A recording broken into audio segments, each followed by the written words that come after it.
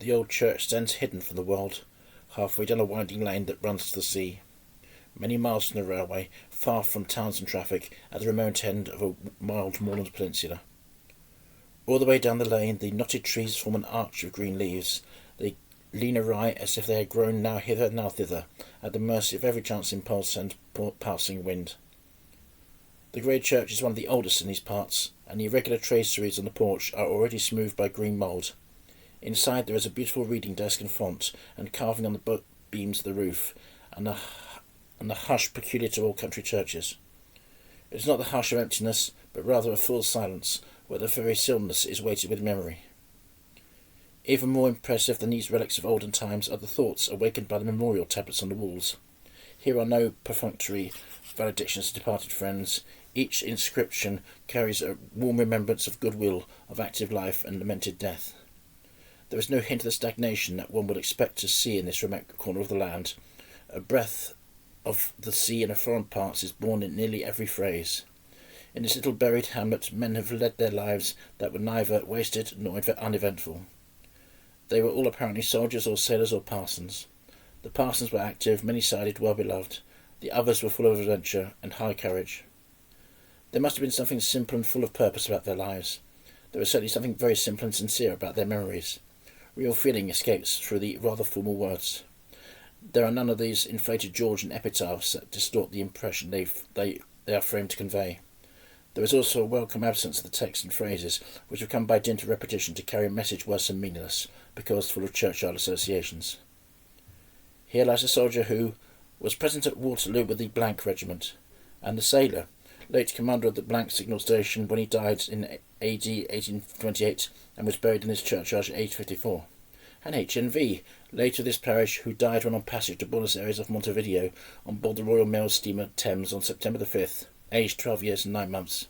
He is buried in the British cemetery at the Chacarita, Buenos Aires. And the hero of Thorny Cross Mounted Infantry, who was killed in active service in South Africa, January the 21st, 1902, a good soldier of Christ. What more perfect monument could heart of warrior desire than that simple statement of fact, a good soldier of Jesus Christ? Then there is a homely touch that brings one very close to the late rector. His children have so confidentially related the intimate side of his life that one is bound to respond to their confidence. The Reverend J.N.S. M.A., during 27 years, rector of this parish and of Ruan Major. During 23 years he was resident here until severe bodily infirmity and a consequent necessity for prompt medical aid compelled him reluctantly to depart from the people by whom he was loved and revered from the place to which he was most attached. Amidst the scenes where he spent his happiest days, to the memory of a sincere Christian, a benevolent pastor, and an indulgent parent, his 3 surviving children have gratefully inscribed this stone. Last of all there is the life history of H.T., 12.5 years rector of this parish and of Ruan Major, one of His Majesty's Justices of the Peace of the country, an affectionate relative, a zealous friend, a minister scrupulous in the discharge of his duties to these churches and to the poor and hospitable neighbour, a fearless and upright magistrate and honest man, who was drowned while bathing at Kilcobban Cove, where his health promised a long period of usefulness, on the 6th day of July 1840 in the 44th year of his age. Thy will be done. How many a time one smiles at the abrupt turn given to the meaning of the curtly divided lines. How full of real emphasis is that simple and an honest man. Sitting there alone in the hush of the little grey building, one feels that the walls are lined, not with dead words, but with living presences, and as each one stands out with individual features, he attains by means of a simple inscription some measure of that life in death which we all unconsciously desire. Following the course of this green lane that leads to the Cove, one passes a row of cottages where all the homely occupations of the people are performed in the roadway. A lobster basket lies in the middle of the path, and a carpenter's bench where a man stands sawing a stake. There are suggestions of spring cleaning and a carpet flung over the handrail that fences off the stream. The cottage gardens are gay with white stocks and wallflowers, tree mallow, fuchsia, and climbing geraniums. Coils of rope hang on the hazels and elms that overhang the stream. No man-made hooks or cupboards are needed here, for nature provides them all.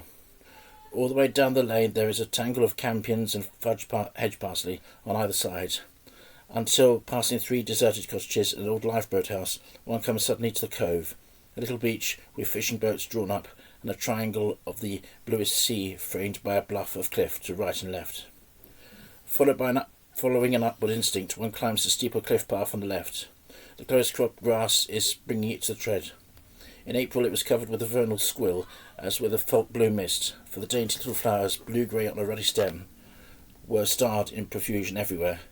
Now only the half-transparent seeds are left, standing 2 inches high, like tiny silver ghosts. There on the top of the cliff, with sky and water for one's world, the thoughts aroused in that little grey church remain. Thoughts of mortality and longings after immortality, and then the breaking waves of that infinite sea, relentless yet somehow reassuring, bring a message of death in life and life in death. This wave ends, but the sea remains and will remain.